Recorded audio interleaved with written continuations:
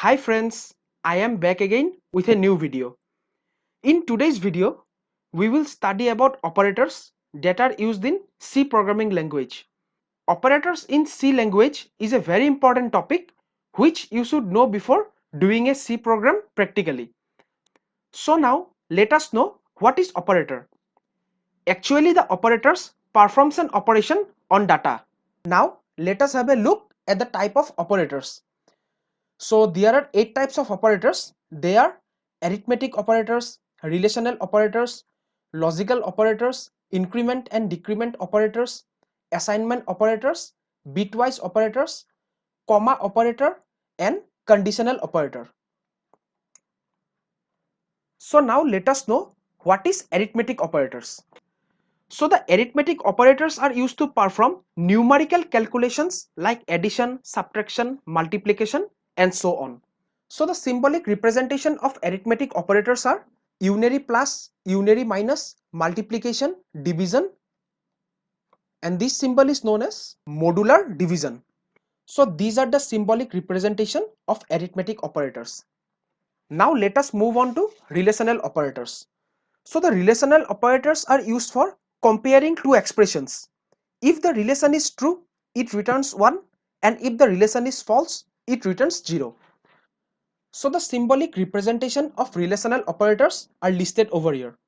So this symbol is called equal to, this is greater than symbol, this is less than symbol, this symbol is called not equal to, then this symbol is called greater than equal to, then this is called less than equal to. So these are the symbolic representations of relational operators. Now let us know what are logical operators. Logical operators are commonly used in decision making in the C programming. So these are the symbolic representations of logical operators.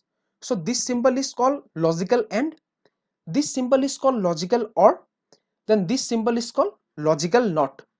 So these are the symbolic representations of logical operators. Now let us move on to increment and decrement operators. So the C programming language has two kind of operators. They are known as increment and decrement operators. So look over the symbolic representation here. These two plus signs, they are called increment operators, and these two minus signs, they are called decrement operators. So whenever you declare this increment operator in a C program, so this increment operator will increase the value by 1, and this decrement operator will decrease the value by 1. So this is the increment and decrement operators. Now let us move on to assignment operators. So assignment operators is used for assigning a value to a variable. So this is the symbolic representation of assignment operators. So this symbol is used for assigning a value to a variable. Now let me explain you this assignment operators with an example. So look here. So whenever you declare integer type of variable as int a equal to 10 in a program, so what happens here is you have declared integer type of variable a which is assigned to be 10. So this is the use of assignment operators. Now let us move on to bitwise operators. So these are the symbolic representations of bitwise operators.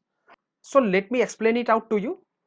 So this symbol is called bitwise AND, this symbol is called bitwise OR, next this is called bitwise exclusive OR, next this symbol is called bitwise complement, next this is shift left, and this symbol is called shift right. So these are the symbolic representation of bitwise operators. Now let us move on to comma operator. So what happens in comma operator is that comma operator is used to link related expression together. So this is the symbolic representation of comma operator. Now let me explain out this comma operator with an example. So dear friends, let me take an example here. Let me take integer a, then let me take c equal to 5, then again let me take integer variable d. So look here, I have declared integer variable a, then I have declared integer variable c which is assigned to be 5, then I have declared another type of integer variable, that is d. So now what happens here is I have declared three integer types of variables, that is a, c and d in a single line. So what I have done is I have separated them using this comma operator here. So look here, I have separated A and C with a comma, then C equal to 5 and D with a comma.